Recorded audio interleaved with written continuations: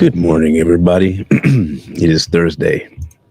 Give me 1 second to get Facebook up here because Facebook don't want to populate for some interesting reason. So we have a discussion to be had today, and I think um, we kind of touched on this once before, forever ago, and I think it's important that we tackle it again, simply because it seems like the push today is now for know as much as you can. And when I say no, I mean, gather as much information. You don't need to know how to use the information or what good information is, just get the information, knowledge. So it struck me as a little bit of uh, a topic we probably should talk about. Um, and my disclaimer is that everybody knows I'm not the most intelligent human being on the planet. I have my viewpoints that I have um, cultivated for myself. Um, but when it comes down to it, I think I have a problem with the mass accumulation of knowledge without the implementation of wisdom. And so I wanted to tackle this idea of knowledge versus wisdom, although I do know and understand that sometimes they are kind of used interchangeably in a lot of areas. I still don't believe that it is, um, how should I say this? That they are. I don't think that they are interchangeable necessarily. Um, I want to get into some definitions first, and then we'll go into the book, and then we'll kind of, it's a conversation, okay? um,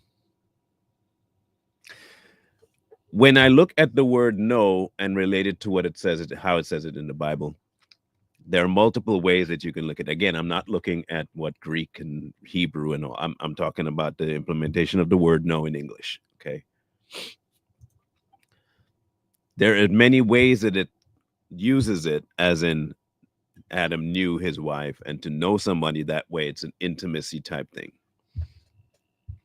When it comes to English, there is a way to know something, but not know how to do it, to know about something, um, to know something fully, um, to have knowledge of it, but really have no in-depth information about stuff. So to know something is it's a wide gamut for me.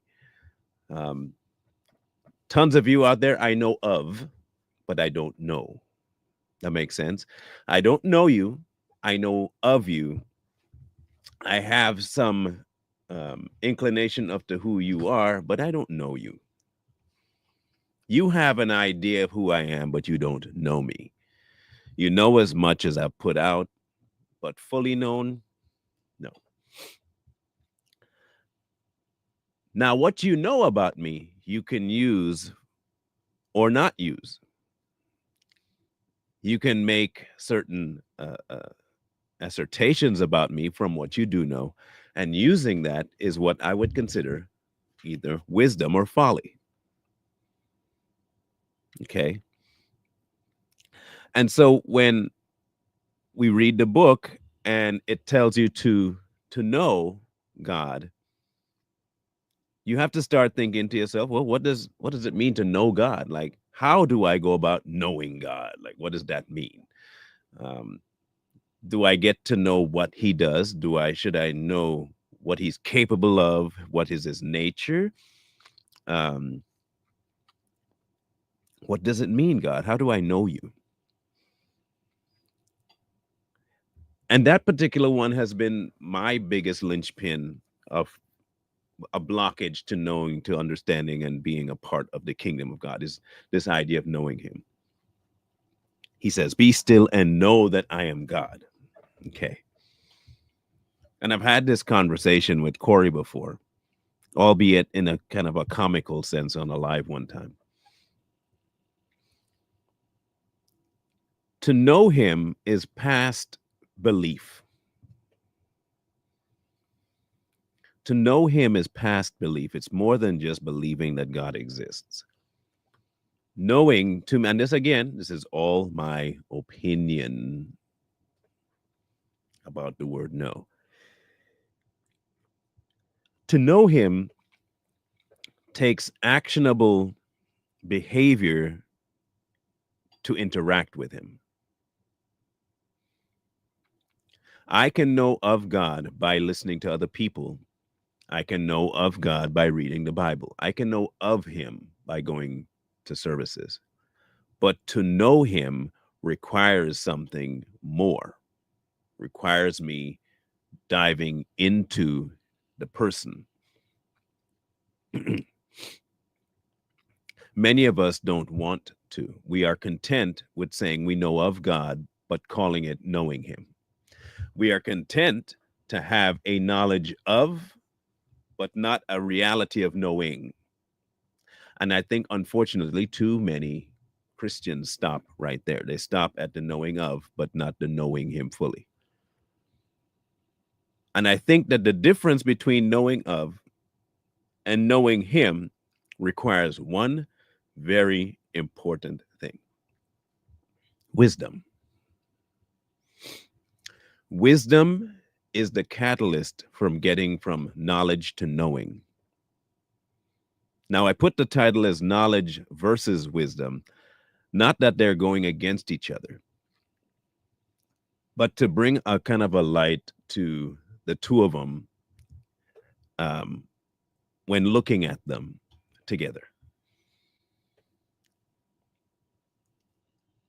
There are tons of people out there that have a knowledge of God, tons. There are tons of people that use the information that they know about God to their benefit. And the majority of them can only sustain it for so long. You have many people who are pastors, leaders, that you find end up falling to the wayside because what ends up happening is that you realize their knowledge of God is all they possessed.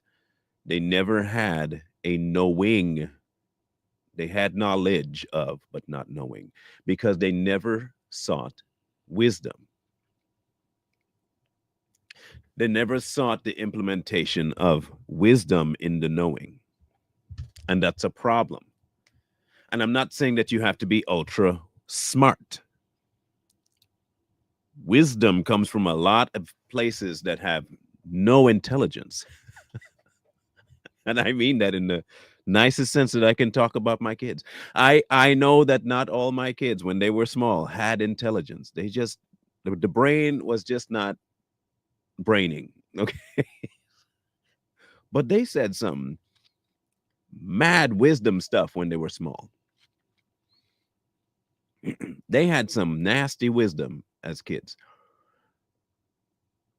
They didn't know nothing, but their wisdom was crazy. The trusting of God is wise. That's wisdom to me. And you'll never find a person more trusting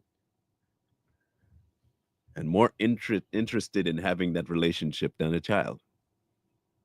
That's wisdom. They want to know you fully. A child is a perfect example of what it is to use wisdom and knowledge together, because their wisdom draws them to you, and that wisdom drags knowledge to them about you. And in turn, they become so intertwined with you that they know their parents. And that could work out bad or good. They can know how to manipulate, or they can know how to please. How the child uses that is on us, parents. What do we offer the child? Do we offer the child a space where they can talk, where they can approach, where they feel free? Yes. If not, you end up getting a child that will use what information they have about you, the knowledge and the wisdom they have of how to manipulate you to manipulate you. So when we apply that idea to God as our Father, and we look at it like this, He invites you to know Him, and He offers you wisdom. With that wisdom, you gain more knowledge. And with that knowledge, through wisdom, you get to know Him better. And the more you know Him, because He's a good Father, the use of that knowledge through wisdom gains you understanding of who God is.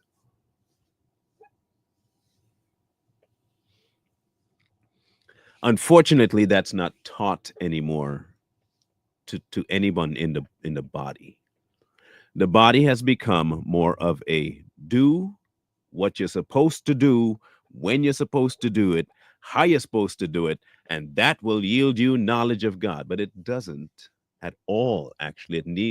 It yields you knowledge of something called religion, and it rarely has any connection to God Himself. It's under His name, but really doesn't have anything to do with Him. Like at all.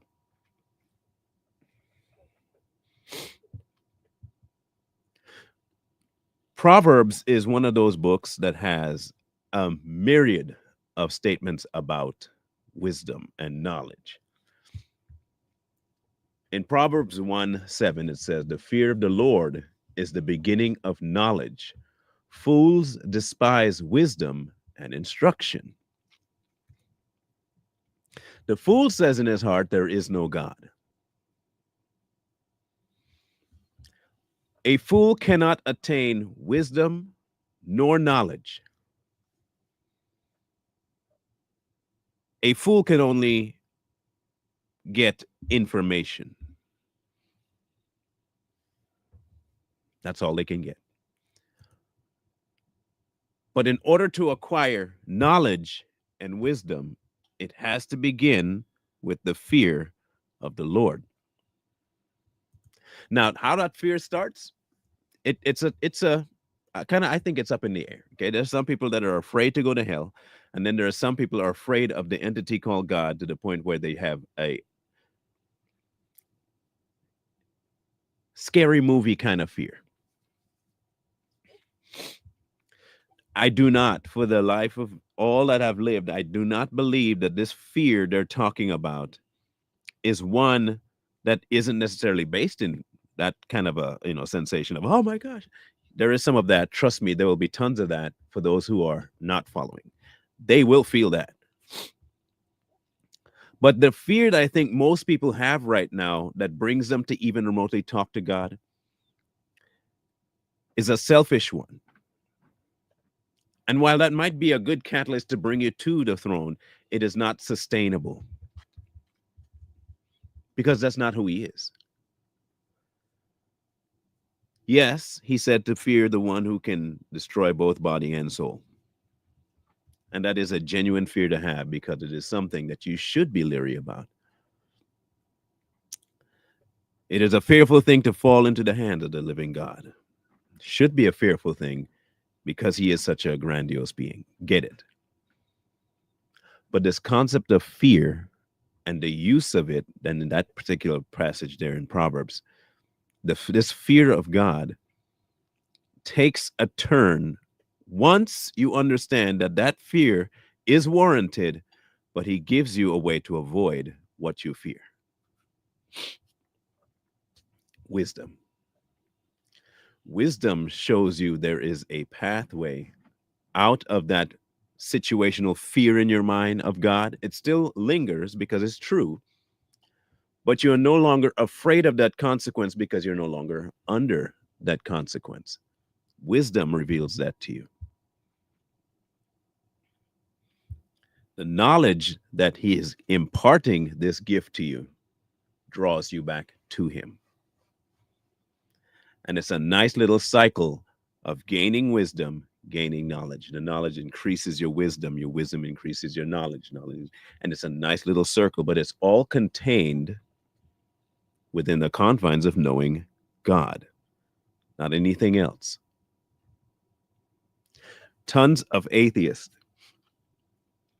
speak of God in some of the most telling ways.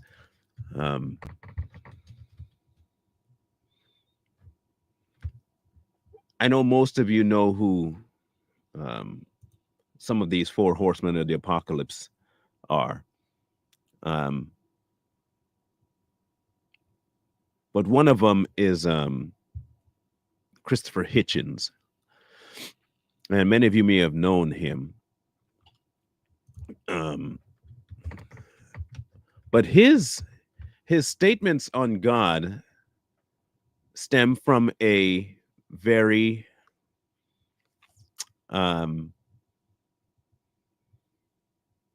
how should I say this? Disdainful view of God. He really was one of those people that really hated God. Period. Point blank, hated him. I want you to understand something about Christopher Hitchens, though.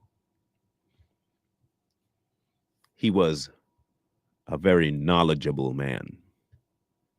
He was smart.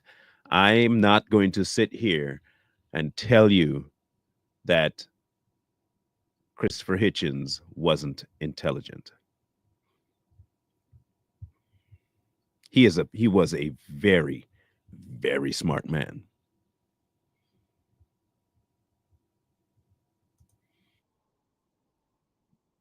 Probably though, the more problematic thing about him is that he let that anger about God, for whatever reason that he encountered it like that, he let it dictate how his knowledge went. He fought tooth and nail anybody bringing any knowledge of God to him, because he already had his viewpoints about God himself.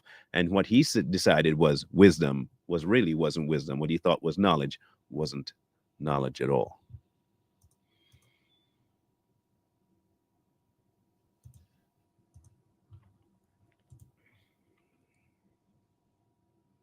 Now, I want you to hear, you might see Joe's face on here, but I want you to hear what Christopher had to say. It's probably the stupidest thing the human race does, is to look for patterns in this way and say, when a baby falls out of a high-rise building and bounces on the grass below, that must be God. And when millions of children die every day for the lack of pure drinking water and just die of diarrhea in a banal manner, that's because God moves in a mysterious way or isn't involved at all. It's probably the... And therein lies where I think a lot of where mankind is today. And I will say, people might get mad at this statement, but I will say this. Their reasoning without the knowledge of God makes sense. Look at it this way, okay? If you ever want to hear or talk to how atheists or people that don't like things, this is what I will give you. Imagine that you don't know God exists. You don't believe it, okay? Just and some of us, it might be difficult, but you keep hearing about this entity called God. And through your whole life, you've never encountered him at all. Never did. And somebody comes and tells you about God. Okay? And this God is all powerful. And this God is all knowing. And this God is everywhere. And this God is from the beginning, without end and without beginning. Just all of that. They come tell you that. I think we can all be honest, and our first reaction will be like, huh? He what? This is a who? Man, you crazy. You are crazy. And then you take it one step further. You say, well, here's a kicker. If you don't accept him, You die and go to a place filled with fire and burning. And that's how you end up. If you don't accept him, don't love him back, don't follow his ways, you end up, when you die, you burn in hell. And they're like, so hold on. I don't know who this is. I never met him, but somehow he made me. And because he made me without my knowing, I'm supposed to respect him to the point where if I don't, I'll burn in a place of fire and stuff. Yes. This is where people like Christopher Hitchens come from. Okay. Now ask yourself if you would think that would be a sane concept to believe.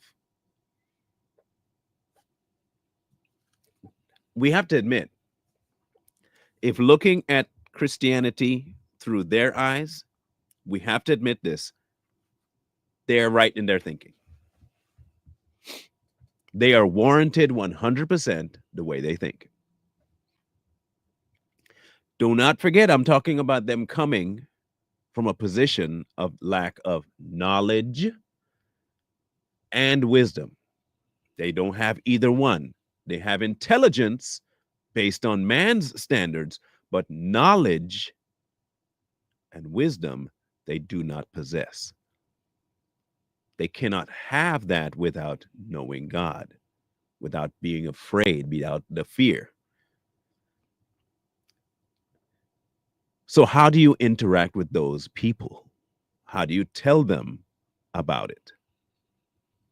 How do you convince them? This is why I say I don't convince people. How do you convince them that this God thing is real? You can't. You can't convince them. They need to be convinced, but it will not be by you. You may give them a glimpse, an insight into how your life operates.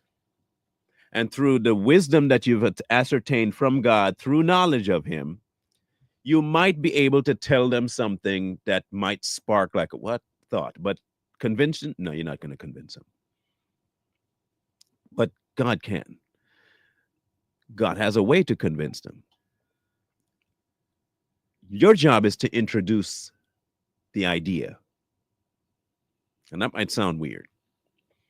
But we're supposed to talk to people about him, right? Okay, good. We're supposed to give them the good news. Yes, that's the introduction.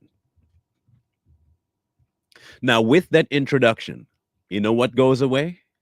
Tell me what goes away with the introduction of God into their psyche. Now, at least they know of God, okay? What they have not ascertained yet is the fear of God.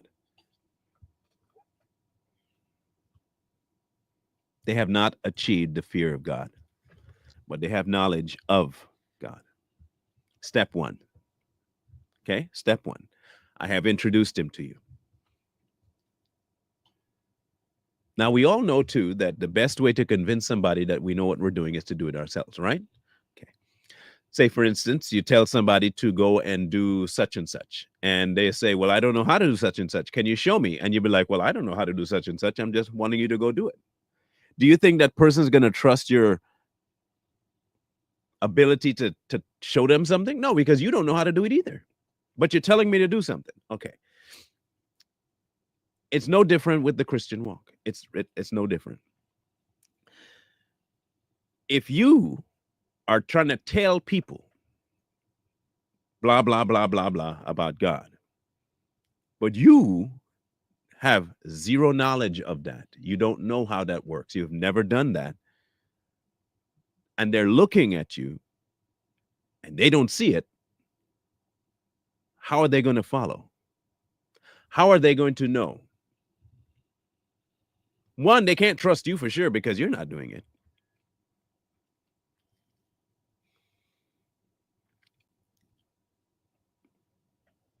It says that too, that they'll see you.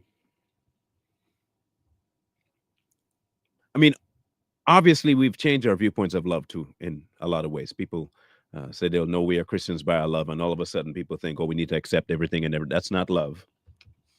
Okay. That's not love. That's hate. Accepting everything is hate. Love has a very steep criteria. And I don't think people want to understand that, but love is a very steep criteria. Love, true love, will rebuke. Love will stand up to. Love will correct. Love will accept. But love will not accept something that destroys love. So you can't say that we'll take everything. But you know how you get to that point of knowing that? Knowledge. And how do you get to that knowledge? God. But you have to make sure that progression happens at the very onset. They have to know God. Which takes us back to how.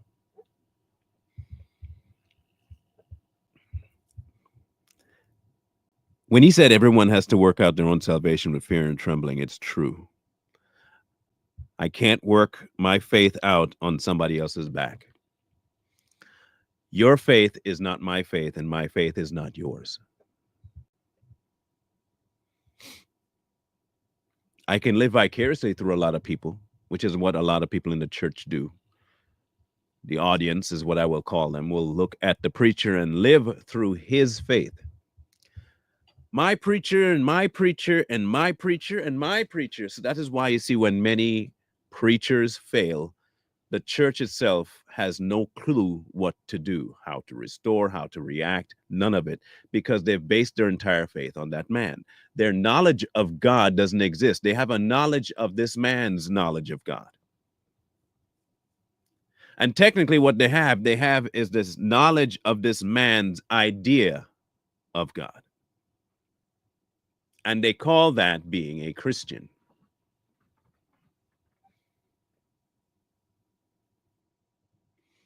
It is why they want to come and defend the individual instead of the situation that they're talking about or what was said or the topic. They have to stick to who they follow, not what, the who. Obviously, that's not knowledge and it's not wisdom. So what does that tell you based on the word? They do not have a reverent fear of God, which is why you can see them doing the kinds of things they do and not care. And still ascribe it to God. There is no fear of God there. There is none. Do you think if you genuinely let's look at let's sidebar for a minute. Let's talk about what we really have when we talk about God. Okay, just for a second. And I'm going to try and paint this as vividly as I can. Just listen to me. Yeah. God. God has no beginning. God has no end. God has no creator. God has no one above him. God don't have to run nothing by no council. God don't have no board that he can fire him with. Okay. God can destroy because it's all just. He can create because it's all just. He can end life because it's all just. He can create life because it's all just. He can smite us tomorrow and resurrect us the next day. He can wipe out the entirety of the earth or allow it to continue. And all of it would be just. This is God. He can allow you to stand before him or not at all. This is God. Every atom in your body can be disintegrated by him or reconstituted by him. This is God.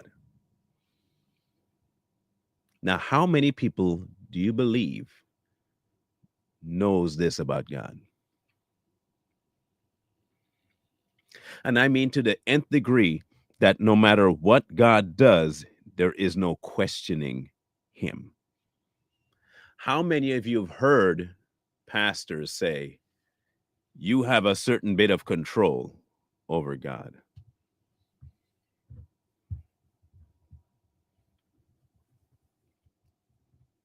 This has become now the problem with knowledge, wisdom, is that no one seems to fear him anymore. He's not fearful. And I do attribute this to the, I do. Because, like I keep saying repeatedly, ever since I started this channel, the devil has not changed his tactics whatsoever. He's still the same way of doing it all the time. All the time. All the time he does it the same. Did God really say? So let's go back to Gen X. Let's how many of you are Gen Xers or baby boomers or late Gen X? Y'all had friends, right? We all had friends. We all had that one, at least one friend that was the worst influence over us. And their notorious line would be like, did your mama really say you couldn't do something? Did daddy, no, come on, man. Your daddy ain't gonna let, how many of you, be honest, how many of you had friends like that? They always had you question what mama said and what daddy said. Tell me I'm wrong. Okay. So we all know that one friend. The devil is like that. You see, he's not going to straight up tell you to disobey God. What he will tell you to do is to not fear the consequences that God put down. Why? Because in that fear lies the knowledge of God.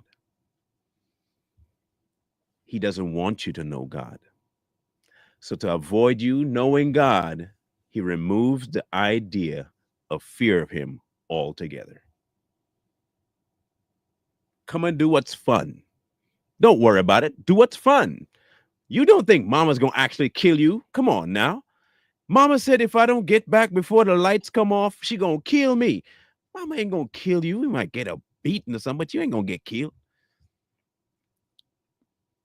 However, you know you grow up with mama, right? And you grow, and I say mama because in my mama was the one that whooped first. Dad, if dad had to get pulled into this, you in trouble. Whoo! If mama had to call dad for you, you are in a different category of trouble altogether. Like, I mean, altogether different trouble. I would much rather take the whooping from mom than to hear dad was getting, no. I'm good. I'm so good. I don't want daddy involved in this. We don't want that. Don't escalate, mom. Just calm down. Calm. We don't need, look, mom, I love you. You know that, right? Why are you taking it to the next level? Why you gotta include him? Like, why he gotta be involved in this? Like, what is up with that? I thought you loved me. Why would you bring the one man in here to kill? What is wrong here, mom? The fear got taken. The fear got taken. That's what happened with Adam and Eve. The man told you, if you eat that, you dead. Death is right there. If you touch, look, do it. Touch that. Go ahead. Eat that tree and see what happened. And here come your friend, even though it might not be a good friend or any kind of friendly influence. Here come he walking up saying, did he say that? Really? I don't think no, come on, man. God ain't gonna kill you. What do you have to have in order to believe that statement? A lack of fear. But if you know your mom, those of us who knew mama and knew dad will be like, listen here, friend. I want you to listen real carefully. Just listen. I don't care what you tell me to do. I know my mama, and yeah, she would kill me. So I'm not doing that.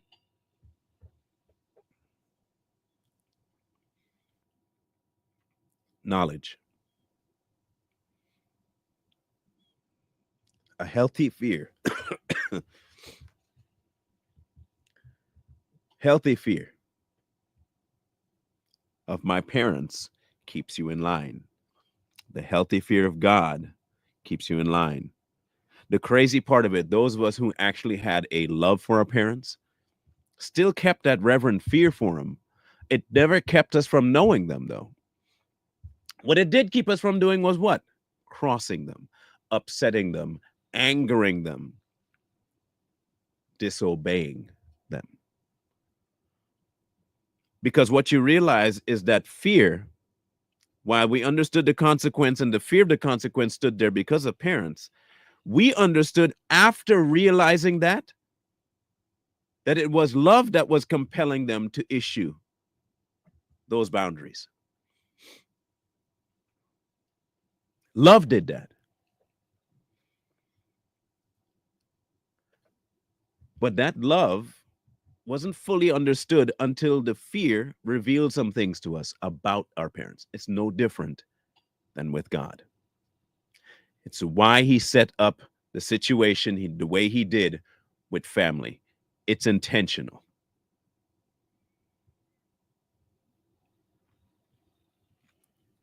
Fear yields knowledge, knowledge, wisdom, wisdom, knowledge, knowledge, wisdom, wisdom, knowledge, knowledge, wisdom.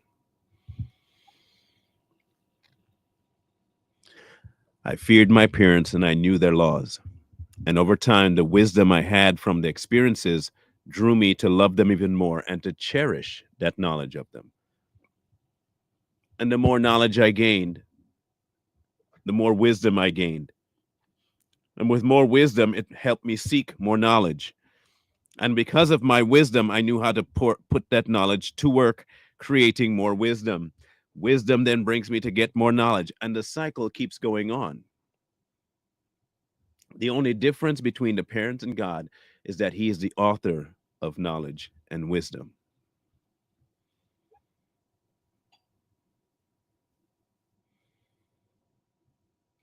Unfortunately, people don't want wisdom. They want knowledge.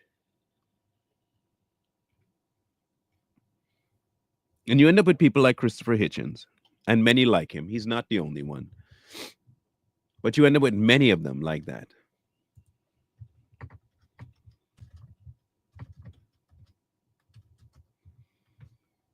You end up with many of them like that.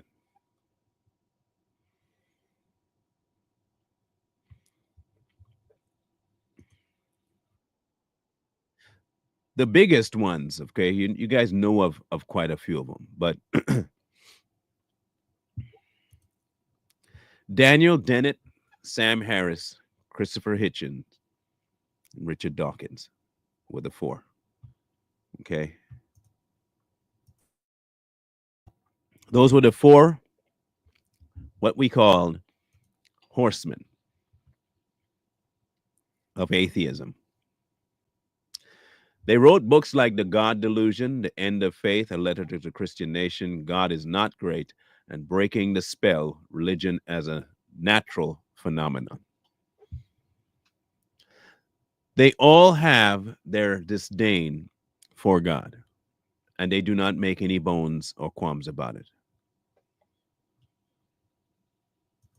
Most of them got their disdain from what we call the church, either from being burned, being abused, being touched, being pissed off, seeing something happen that never got adjusted, none of it, right? So they have something about them. When they look at the world, it's upsetting to them. The other guy that got added really recently, well, I guess you can say it's recently, compared to them when all four of them together, was Mr. Fry. And that's Stephen Fry is who I mean. If you don't know who Stephen Fry is, he actually was a actor as well. And his view on God is even more crazy. And not when I say crazy, I mean, because it would be upsetting. It would be upsetting. So I want you to hear it yourself, okay? I was asked by a journalist, a hypothetical question. If suppose you were wrong and there was the kind of God that is presented in the old-fashioned way, the omnipotent, omniscient God, or what would you say if you suddenly found yourself dead? And I obviously would have been very cross with that particular God, and I would have tried to call him or her to account for various of the miseries and sufferings that go on in the world, for the unearned ones, and even to animals. Even if you ignore what humans go through into bone cancer in children, what kind of an idea is that? I was asked. Do you see where he went to? And again, I think he'll prove my point about knowledge and wisdom. He said if he were to die and meet up with this God that they're talking about, what would he do? The first thing he said he would do is question him about why. How dare you allow this to happen? So let me ask the Gen Xers again. Would you take your ignorant little behind when in a confrontation with mother, after you've done something wrong, and question her? Hey, look, be honest with yourself. Be honest with yourself. You gonna look mama in the eye and say, why would you have done that with your mom? If you say yes, something you didn't have the kinds of mothers that we had. You don't, your opinion on this don't matter. It really don't matter. You did not have that kind of parent that would easily end you. You didn't have that kind of parent. You wouldn't talk. But Stephen wants us to believe that he would just be able to talk sideways to God like that.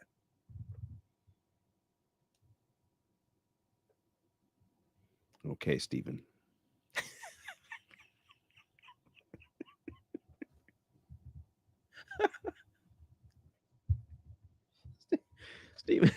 Stephen say he gonna ask God, who do you think you are? That's what he say he gonna do. Stephen is high. Stephen on some crack, bro. He on next level crack. He is on another level of crack cocaine. To think that you're just going to stand up there before God and say, do you understand who I am? And why do you think you could do this to me? And what do you allow this for? And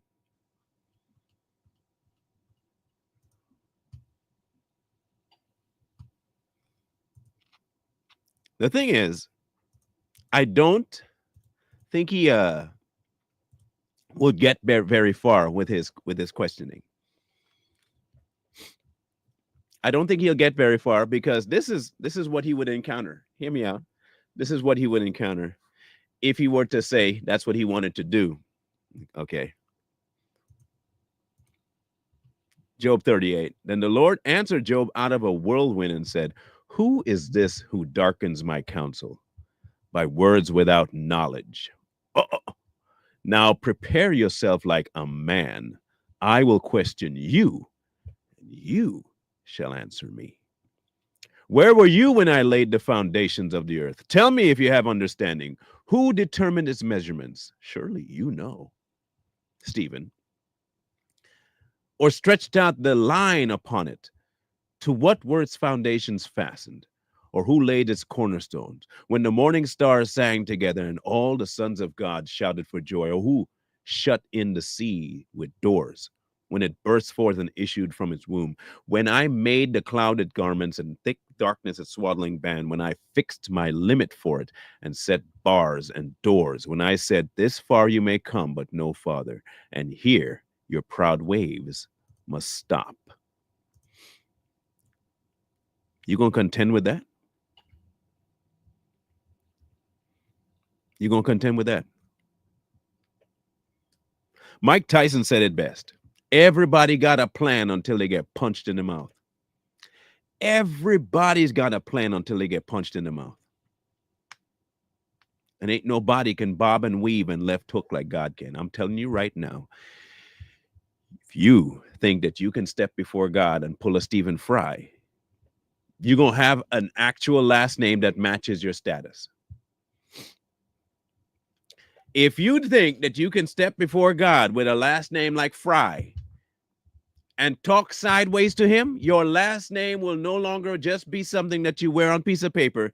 It's going to become your actual identity because you're going to fry. You going to definitely fry. But again, everybody got a plan until they get popped in the mouth.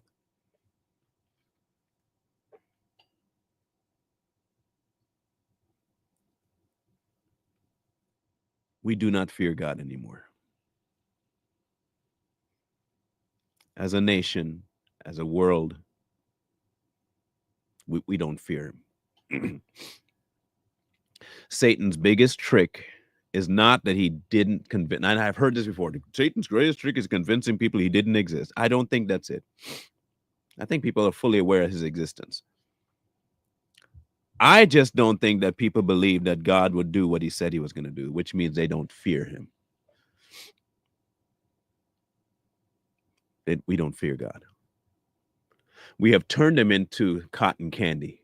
We've turned him into this bearded wonder in the sky that hugs everybody and loves everything and just can't do anything like that. He would never do it. That's the old way of thinking about God.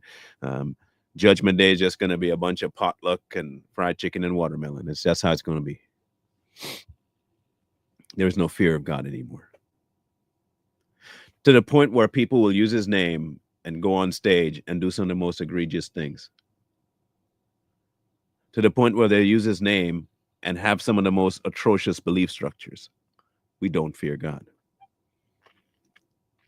So if you don't fear God, how are you going to attain knowledge? How?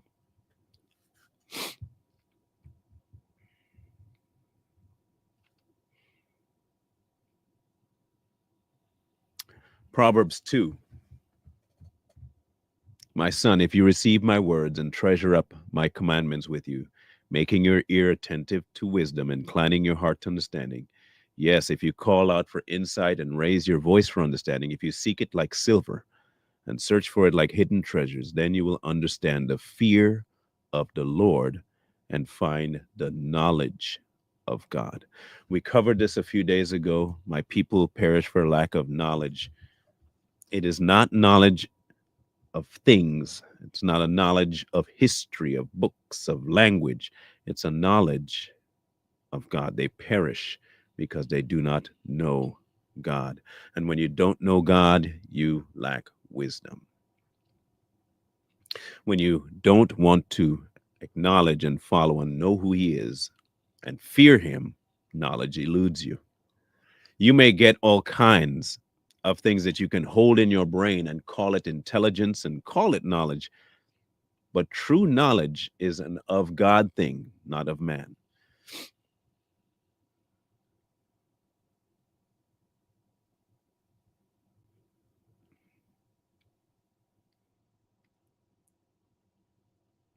And I think there is where we lie today with why we call things out the way we do.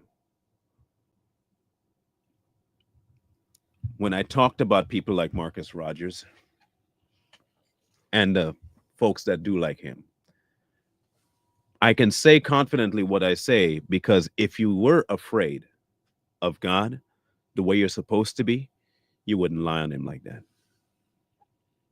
If there was a reverent fear of God within people like Marcus, there would be zero way he could feel so comfortable saying, well, God told me, and I feel like God told me, and do something, and then come back and apologize for it as though God needed to apologize for something. That proves you do not fear. It proves to me you are not afraid of what he can do and who he is. There's no fear there. There's no reverent fear. There's no kind of fear. Because we have taken grace for granted. We have taken grace for granted.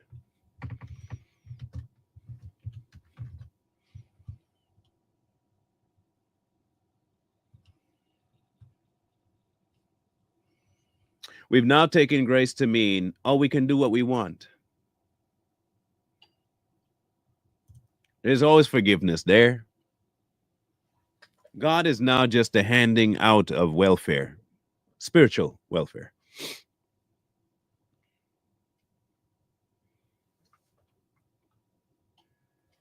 He offered grace to help you see that you are not worth grace. You're not worthy of grace. You do not deserve grace, but he offered it to you. Your slate was supposed to stay filled, and your consequence was supposed to be the destruction and burning of all that you are. He gave you a way to circumvent that. But we've lost the fear of what was due us by abusing in our minds. You can't fully abuse it because it's not ours to abuse, but in your mind, you abuse it by using it as a crutch and an excuse. If I do, at least I have forgiveness. Not that I don't ever want to cross, considering what could have happened to me and what was offered to me. No, is if I do, I have blah, blah, blah.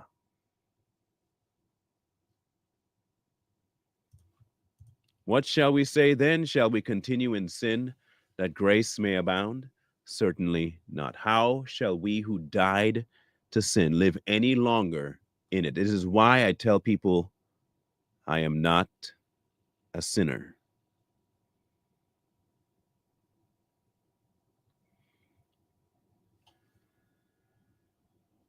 I am not a sinner. A sinner continually sins.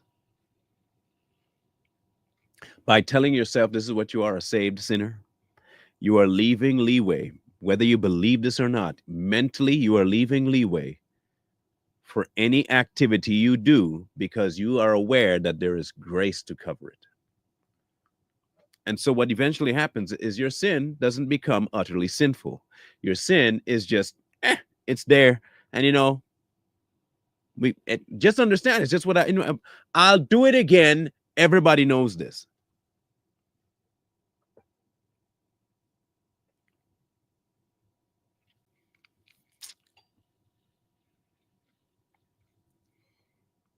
It should be the deterrent, but it's the incentive now.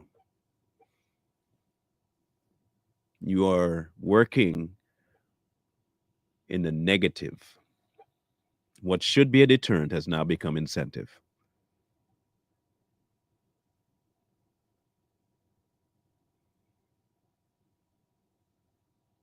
We've taken this idea of grace and we've used it in the context of abuse.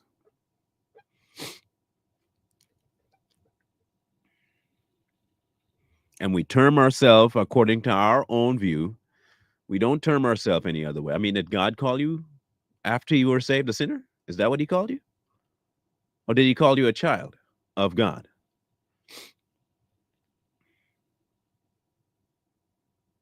And it's not your life you're living, right? So if it's not your life you're living, how are you a sinner? If you are going to call yourself a sinner after you said you've handed your life off to Christ, then you're no longer having Christ's life. You have your life still, because his life is not a sinful life. You are no longer living your life. Yet not I, but Christ lives.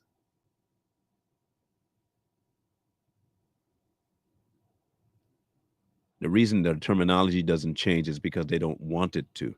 They are viewing grace from a perspective of I can do what I need to and how I will because grace is there.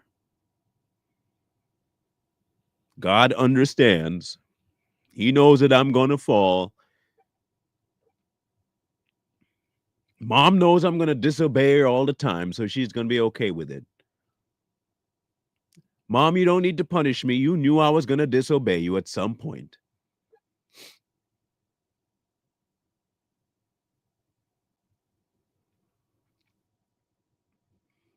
That's like saying, I'm in an orphanage And the family that I had before was abusive to me. And I was beaten, starved, fed dog food, and sometimes cat litter and all that stuff. And they got adopted into a family that loves me. And the family feeds me proper, showers, all of that stuff. They've displayed their love for me. And I decide to treat them like I view them as the former family that used to beat me up. Okay. And granted, that may happen for the first few months. But after a while, their love doesn't stop. It just keeps going, right? And I continue to act, though, as though they're abusing me, and I rebel. And I just keep fighting them, fighting them, fighting them. At every turn, I fight, fight, fight, fight, fight. The way people view themselves as sinners and still Christian would be coming to the knowledge that these people love me and then saying, but they understand why I act this way. And I continue to act this way just because I expect the parents to know this is how I act now. No reason to. There's no reason to act the way at all like that. There's none. There's no premise, no groundwork. The people aren't doing what the other people did to you, but you're treating them as though they did. And in your mind, you're saying, well, they love me, so they can just understand this is how I am.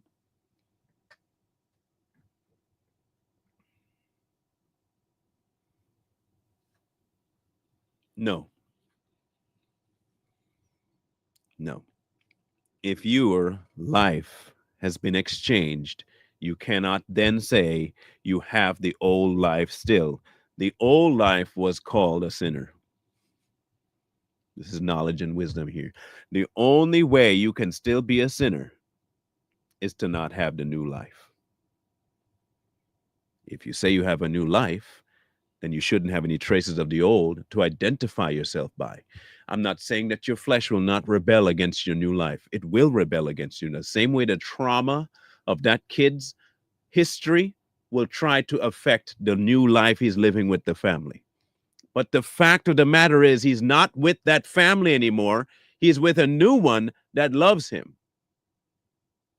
And when you are accepting the fact that this is my new family, my old behaviors based on old traumas does not need to come to the surface because it's irrelevant to my position now.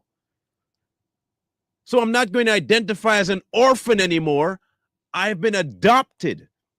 I don't have that last name anymore. I have this last name now. I'm no longer in that stupid house where I get beat up. I'm in this house where I'm loved. Why am I identifying with that home when that is not who I am anymore? Doing that will keep me there. And eventually my behaviors will reflect. And you know who's the first person going to feel it? The new family.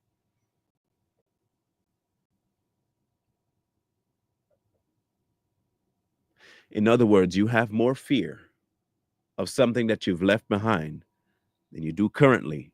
And you cannot have knowledge of him because you do not fear rightly where you are. You see, now coming with this new house comes two things: new rules, new regulations, but it's all based on love. And some of us cannot let go of a past thing. It's almost impossible. And we look at the rules that are put in place here negatively, and we associate it with the former. So now our reverent fear has turned into an aggressive anger kind of fear, and we rebel even harder. It's not the kind of fear that would help us learn about the person. No, it's the kind of fear that makes us go further away.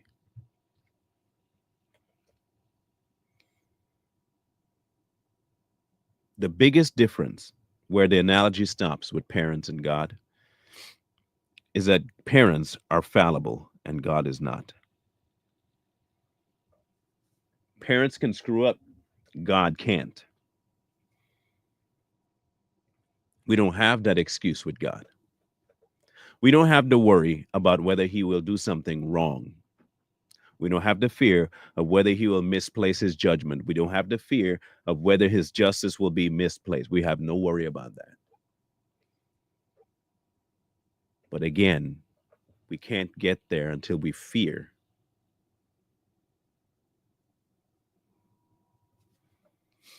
The analogy of the parents goes to more of the relational aspect, but never forget that he is God. Never forget he is God. And no matter how many analogies we make about him, this is where things end with analogies. God is who he is, and we are who we are, and the two shall never be the same. God is who he is, we are who we are, and the two shall never be the same.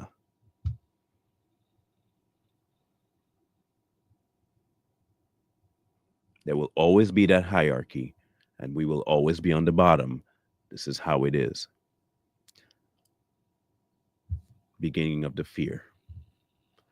That fear causes you to reach out to him and need the explanations of life. Love transfers that information to you while still maintaining that reverent fear that brought you to this place. But when you realize that his love removed you from the punishment, the fear is still there because you still know this is him, but you also know it doesn't apply to you. And so you can continue in wisdom and understanding and knowledge. But you do also understand that the screw ups to the point where you can go to that level is still there, very much there. Fear. Fear, reverent fear. Unfortunately, too many lack it, and they use God as a post, a whipping post, a little platform they can stand on.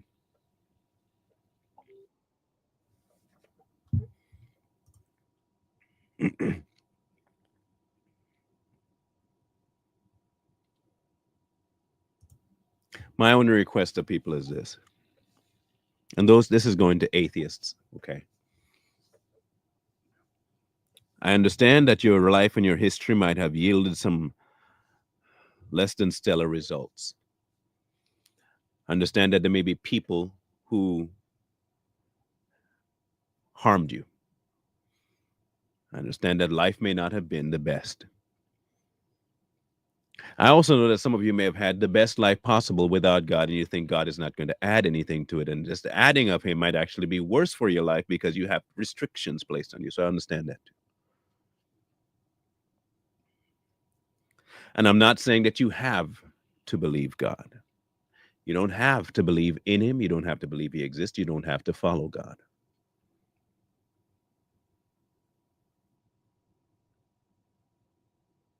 But I do know my next statement might be a little bit testing, where I want you to be honest with yourself about something. Can you honestly look at the world, and I mean creation alone, and explain it away with nothing?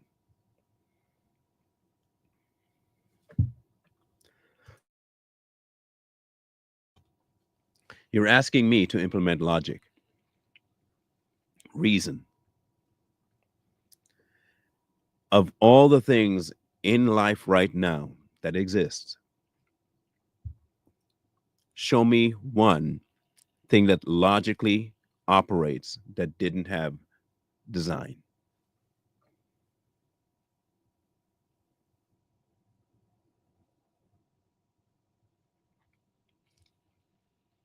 Start there.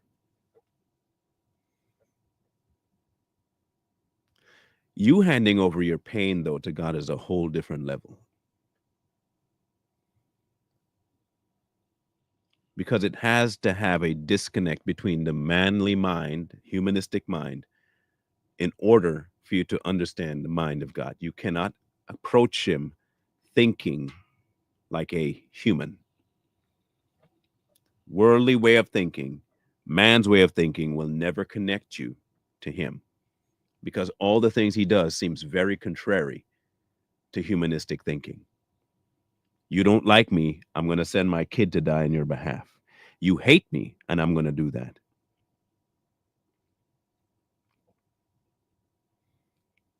You don't have anything to do with me, and I still provide food, air, shelter, water. You hate me, and I still give you breath every morning. Nothing God does will logically make sense to man. So you have to disengage that. But what you will find is this: an approach to him saying exactly how you feel is the start. He already knows you think it, by the way. So you can say to him, give him the chance to reach you. Not some man, not some preacher, not me, not anybody else. This walk is between you and him.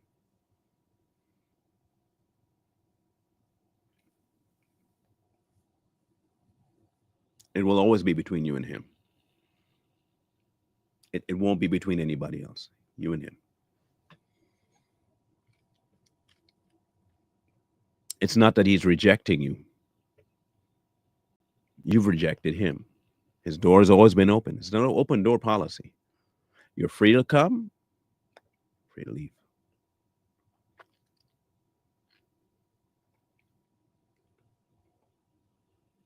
But I will tell you this: who you are is secondary to who he is. And that's just the way it is. If you truly want knowledge and you want the wisdom to apply that knowledge, the only place you can find it is in the fear of God. And you only get that by approaching him. You have to approach him.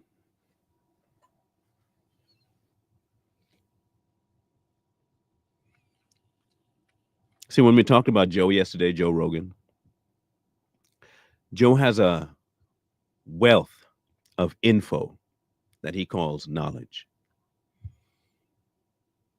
But his wealth of info is still stuck in a location where there is no fear of God.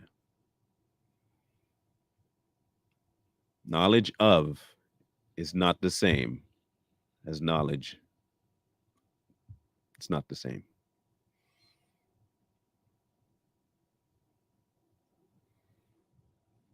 Let's call it knowledge through. Knowledge through God and knowledge of God are two different things. One stems from the approach to him and the reverent fear of him. The other one is just acknowledging that, okay, he's out there or he may not be out there, so I have knowledge of.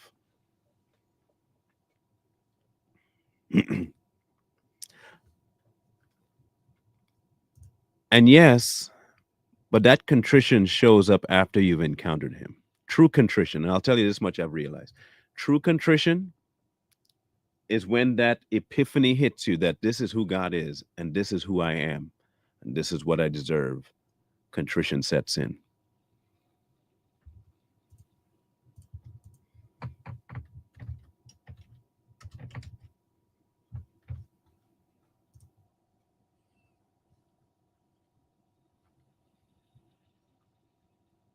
Do you understand what contrition really is, people? Do you know when he says a broken and contrite heart, what he means? Anybody? Take a guess. This will be the last thing we talk about. Anybody understands what a broken and contrite heart means? Anybody take a stab at contrition? Don't look it up. Just tell me contrition. Most people think it's I'm sad or I'm upset at my ways. Listen carefully to what contrition actually means. Sincere remorse for wrongdoing, repentance, the act of grinding or ribbing to powder. Deep sorrow.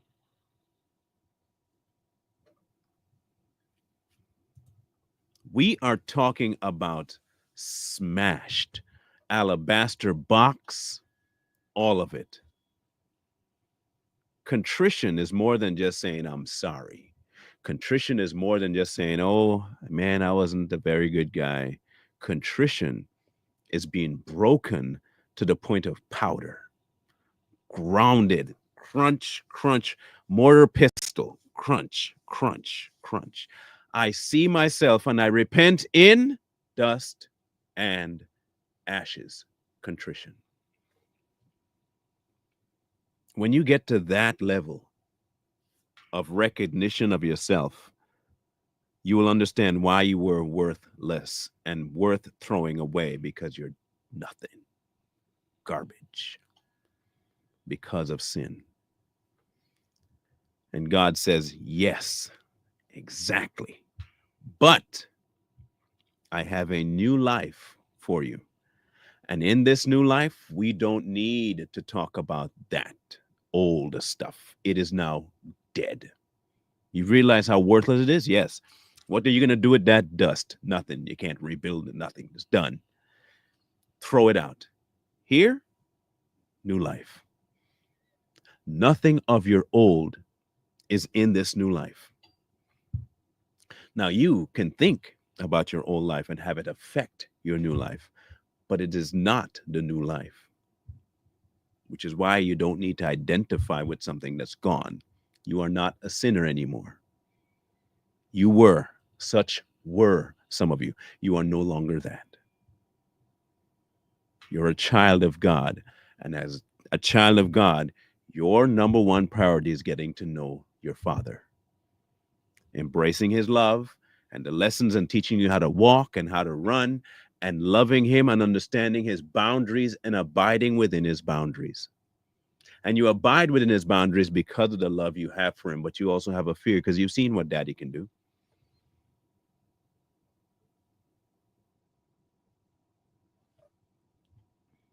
Yes. Yes. Both. Both. From the onset of sin into the world, our punishment was set in stone. From the onset. And our sinful deeds are only a result of that state. Our actions are a result of our state. Our state, sinful. And you will stay mentally in that state of sin and keep doing what you're doing without the other life. Once the other life is in place, now you have a different spot to draw actions from. You no longer have, we're not under what? The law of sin, right? So it no longer has dominion over you. So if it doesn't have dominion over you, why are you tagging yourself with its headship? If you're no longer under the dominion of sin, why are you tagging yourself with its headship? I am a sinner. Oh, but I'm saved.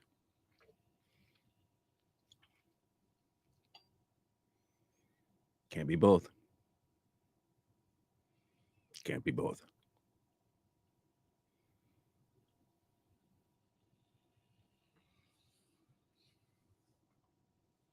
In either case,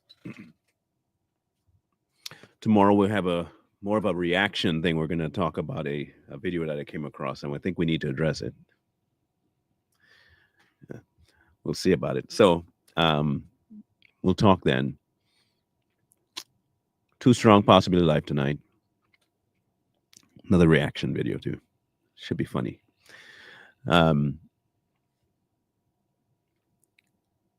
But if you still have questions about this God person, you're out there, you have a question about him, you can talk to man about it. Yes, you can listen to people. You can, but my advice, grain of salt. Open up a dialogue and have him take you where you need to go, because he will do it.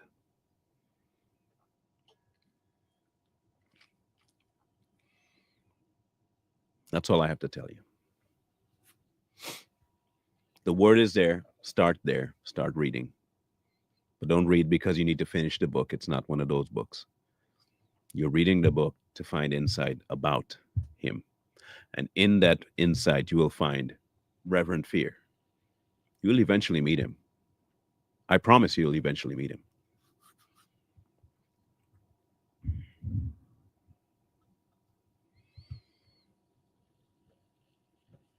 But don't take other people's word for it, especially mine. Don't take my word for it. Test it out. Test it out. Here, look at it this way. You can't be any worse off than you are, right?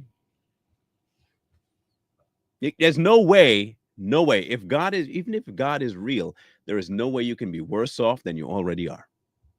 If you think nothing's happening when you're dead, then you're dead. That's okay. So you don't have to worry about that, right? So you're no worse off. But if you're wrong and you do take the chance to get to know him, you're good. You see that why there's no deficit to exploring him? No deficit at all.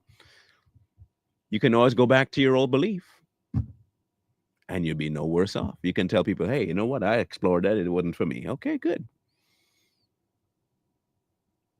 But just like with any true investigation, you have to dig deep and be honest about what you're looking for. Don't go in with your preconceived ideas. You're going with trying to figure this out. Let it be the one that proves you right or wrong, not you, not the other way around. The information you find should be of honest nature if you're really one of those people that value reality and truth, if that's you. We're going to catch up another day tomorrow. We'll have a conversation then. Scrolling at the bottom, you know what to do. Talk to your father about whatever there is that you might be thinking, not thinking. Let him adjust what needs to be sent, not sent at all. That is not me, not begging. I will say it again. It is up there because it was requested that I give people the option. I leave in March, Miss Proctor, to go see Mom, the end of March. And I'll be there for 2 weeks. And I'll try and do at least a couple of videos in that time frame and just upload them. It won't be live. So look for that. It is called Believe. It was written by Corey Fair, Two Strongs Corey. But I don't think you can find it anywhere. I don't think it's anywhere for sale right now. So, but it was his words. He wrote that song and music and all. It was all Corey. So, yeah, he got somebody to sing it for him, and there you go. It's called Believe.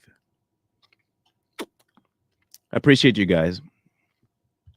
We'll chat tomorrow, and on Savage Patriots and on Straight Talk. Wisdom calls to you from the streets, so please, please, please find wisdom. Peace. Hold tight the dreams, for if dreams die, rely on yourself in no way.